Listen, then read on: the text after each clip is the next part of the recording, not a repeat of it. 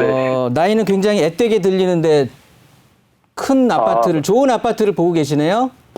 네, 예전에 좀 증여받은 걸로 사놔가지고. 아, 네. 네, 그래가지고. 효도하셔야 되겠네, 효도. 네.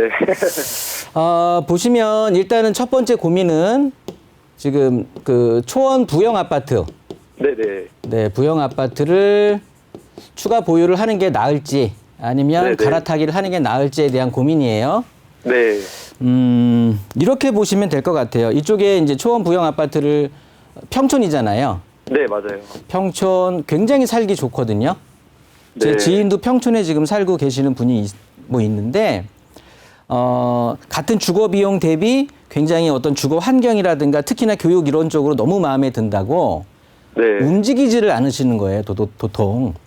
아. 그만큼 이제 거주하는 게 되게 마음에 들어서 이 지역을 고수하고 계시는데요.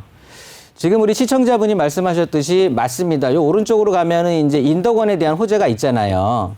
네. 그리고 평촌 전체도 이제 뭐 리모델링이라든가 뭐 재건축 이런 움직임들은 있을 거예요. 시간이 가면서. 네. 이런 것들의 호재를 당연히 내가 지금 움직이지 않고 버티고 있으면은 충분히 나한테 다가올 호재라고 생각이 드는데, 평촌 이렇게 보시면 될 것 같아요. 지금 언급하신 곳이 서울이거든요, 그죠? 네네, 맞아요. 인도권이 평촌이 엄청 좋아지는데 과연 뭐 과천을 이기고 서울을 이기고 막 이렇게 될까요?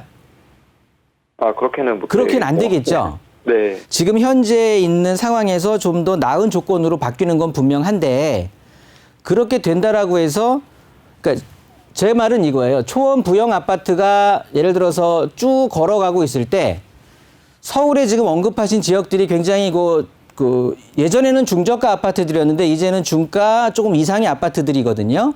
네, 맞아요. 그런 아파트들은 초원 부영 아파트는 걸어가는데 얘네들은 그냥 누워 있겠냐는 거죠. 멈춰 있겠냐는 거죠.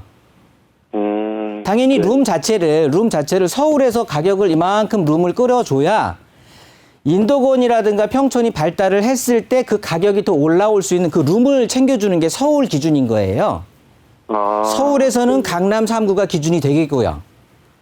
그러니까 그런 식으로 어떻게 보면 도미노로 이어지는 거기 때문에 인도권 평촌만 엄청 좋아진다고 해서 얘네들이 천정을 뚫고, 뭐 예를 들어 천정을 서울이라고 봤을 때 서울 이상 가격이 갈 수가 없는 거거든요.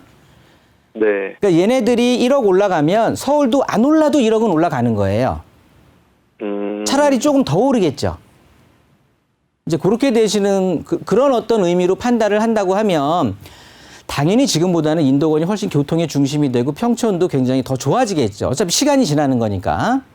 네. 그렇지만 내가 금액에 맞춰서 뭐 어떻게 가는 게 아니라 지금 나는 어떻게 보면은 서울로 지금 찍었던 아파트들을 예시했던 아파트들을 갈 수 있는 능력이 되는 건데, 네, 맞아요. 굳이 여기가 더 버티면 걔네들보다 상승 여력이 더 좋을까봐 여기에서 멈춘다라는 건 저는 반대라는 소린 거고요. 네. 결론은 가실 수 있으면 가시는 거예요. 아, 네. 자, 그렇게 보시는 거고, 거기에 지금 이제 서울 전역을 찍으신 것 같은데, 아까 신도림의 신동아 2차요. 네, 맞아요. 네, 신동아 2차를 보셨고, 그 유튜브 저도 이거 방송 보면서 좋아 보이는 데만 찾아봤더니 이렇게 나오더라고요. 네. 그리고 신도림 쪽에 보셨고, 그 다음에 어디였죠? 그리고 당산 푸르지오. 아, 당산의 푸르지오. 네. 당산 푸르지오, 신동아, 그 다음에 또 어디였죠? 염창동의 동아 3차 아파트요. 염창동의 동아. 그리고 행당의 한진타운. 행당이면 행당역이 있는데, 한진타운. 네네. 그리고 노들역 앞에 본동. 노량진 삼성레미안. 본동 노들역 앞에.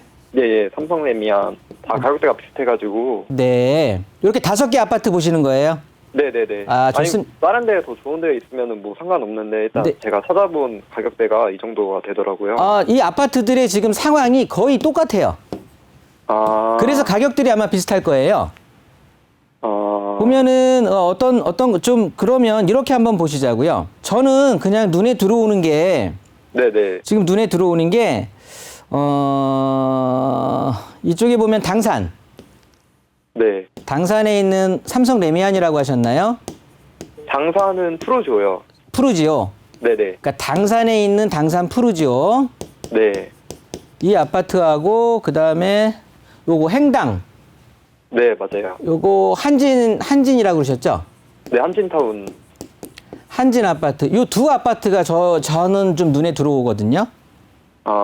왜 그런가 하면 지금 우리 뭐 여기 저 염창동에 있는 아파트건 신동 아파트건 지금 언급하신 아파트들의 네, 가격의 상승, 지난 2014년도부터 올해까지의, 지금까지의 가격의 상승 이런 그 곡선 자체를 보면은요, 네. 거의 똑같은 흐름이에요.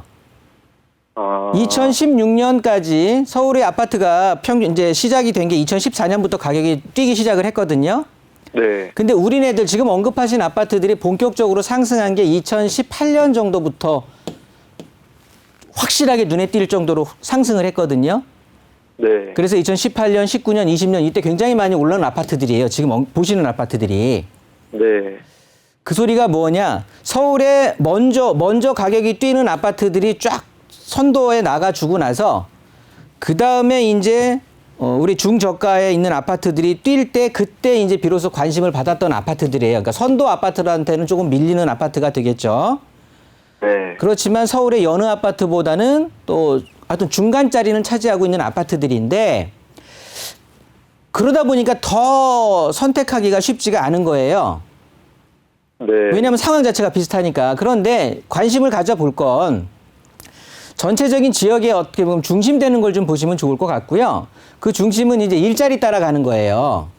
네. 자, 그러면 지금 이 신도림에 있는 아파트라든가 당산에 있는 아파트들 이런 것들을 보면 여의도가 중심이 된다라고 보는 거예요. 일단 근처에 네. 있는 가장 서울의 3대 업무단지는 시청 쪽에 여의도 영등포 그다음에 강남이라고 일반적으로 말하잖아요. 네. 그 밑에 이제 업무단지 새로 요즘 이제 생긴 업무단지가 여기 마곡에 있는 마곡 산업단지가 또 있겠고요. 네. 자, 우리 염창동에 있는 아파트는 이 아파트들 중에서는 가장 오래됐어요. 가장 오래된 아파트면서 가격도 지금은 가장 낮을 거예요. 네, 근데 뭐 대동소이 해가지고 지금. 대등소이해도 가격 자체의 어떤 그 포션 자체가 그래도 적어도 1억 차이 정도는 날 거예요. 네, 그 정도는 나는. 네, 매매가 자체가. 그러면 작은 돈 아니고요. 네. 일단 우리 염창동에 있는 아파트는 여기서 좀 들어가서 이제 한강 쪽에 붙어 있는 건데, 네. 주 생활권이 이제 뭐 마곡 산업단지를 주로 타겟으로 삼겠죠. 우리 일자리로 그냥 가볍게 가까이 있는 곳들을 한번 본다고 하면, 네. 그런 의미에서 염창동은 마곡 산업단지 쪽으로 귀속될 확률이 높고, 우리 신도림 같은 경우는 순환선, 워낙 신도림 노선이 지금은 노선이 엄청 많이 생겼지만 과거에 순환선이고 굉장히 좋았잖아요. 네. 그러다 보니까 여기에 이제 붙어 있고 그다음에 아래쪽으로의 구로 디지털 단지라든가 가산 디지털 단지들 쪽에 또 업무 일부 사람들이 있었는데 이제 그렇게 영등포 본 지역이라든가 가산 디지털 단지 그다음에 여의도 일부 그래서 신도림은 조금 애매하게 어떻게 보면 한쪽에 귀속된다라기보다는 전체적으로 서울 전체로 이제 갈 수 있는 확률이 높았기 때문에 많은 직장인들이 사실은 선호했던 곳이었어요. 네. 그래서 가격은 신도림에 있는 아파트하고 한진 아파트가 가장 꾸준히 올랐었어요. 선 자체가 이렇게 좀 나지막히 가다가 확 올라간 게 아니라 그냥 꾸준히 계속 올라갔던 아파트가 요 신도림하고 한진 요 타운 아파트거든요. 네네. 그런 의미로 보관데 어쨌든 영등포의 중심은 여기 당산동이에요. 누가 뭐래도. 그러면 영등포구에서 뭐 신도림은 물론 구로구지만 구로구보단 영등포구의 가격 자체가 훨씬 높고요. 네. 그러면 영등포구에서 가장 상위 입지라고 하면 뭐 당산동이 빠질 수가 없는 거고 그러면 당산동에 있는 뭐 9호선과 2호선을 이용할 수 있는 당산 푸르지오가 저는 눈에 들어오고 그리고 여의도 생활권, 여의도 직장인들이 1차적으로 관심을 가진 아파트가 될 거예요. 아마도. 네. 그리고 여기 한진타운 같은 아파트 보면은요. 일단은 이 도심, 우리 서울의 3대 일자리 중에 하나인 도심에 대한 일자리 접근성이라든가 한정거장 가면 왕십리에서 바로 분당선을 타고 또 강남에 대한 일자리의 접근이 괜찮거든요. 네. 그렇다 보니까 양쪽에 손에 떡을 쥐고 있다 보니까 그리고 세대수 자체가 굉장히 한진타운 자체가 이 중에서 가장 많잖아요. 네, 크더라고요. 2000세대가 넘어가는데 지금 전세 물건 보셨어요? 아니, 근데 저 알아보고 전세 물건 자체가 2000세대가 넘어가는데 한 20, 30개뿐이 없을 거예요. 그러니까 굉장히 전세가 귀하다는 거죠. 그리고 이 당산 푸르지오 아파트하고 한진타운 아파트가 매매가 대비 이 전세가 비율이 지금 언급한 아파트들 중에선 가장 낮거든요. 아, 낮다고요? 낮다고요. 그게 무슨 소리냐면 사람들이 투자를 관심을 가질 때 네. 당산 푸르지오와 한진타운 아파트들을 먼저 관심을 갖고 매가가 먼저 쭉 반영이 되고 전세는 2년 기준으로 쫓아가야 되는 거잖아요. 아. 그러다 보니까 사람들의 선호도로 인해서 가격은 먼저 뛰어 올라갔는데 지금 뒤늦게 쫓아가고 있는 상황이에요. 이 아파트들 중에서는. 그러니까 그만큼 사람의 관심은 매매가에 반영이 되는 거고 사람의 그 어떤 이용 가치는 전세가에 반영이 되는 거잖아요. 그런 의미에서 봤을 때 매매가가 어쨌든 사람들이 선호하는 아파트는 매매가 자체가 그렇게 뛰었는데 지금 전세가가 쫓아가는 입장이라서 일단은 사람들의 선호도는 이 5개 아파트 중에서는 그런 비율들을 대입해 보더라도 저는 당산 푸르지오랑 네네. 한진타운 아파트랑 이 둘 중에 고르시는 게 나을 것 같고요. 네네. 둘 중에 어느 아파트로 갈까요? 이거는 거주가 아닌 지금 투자 쪽에 관심을 가지시는 거잖아요. 네, 맞아요. 사실은 아파트의 상승 속도, 여력 같은 거는 거의 저는 대등소이하고 비슷하다고 보거든요. 네. 그러면 한번 직접 가서 두 아파트 네네. 중에 물건이 또 예를 들어서 한진타운 아파트는 굉장히 이쪽에서 우리가 흔히 말하는 로얄 동호수라고 하는 물건이 나올 수도 있잖아요.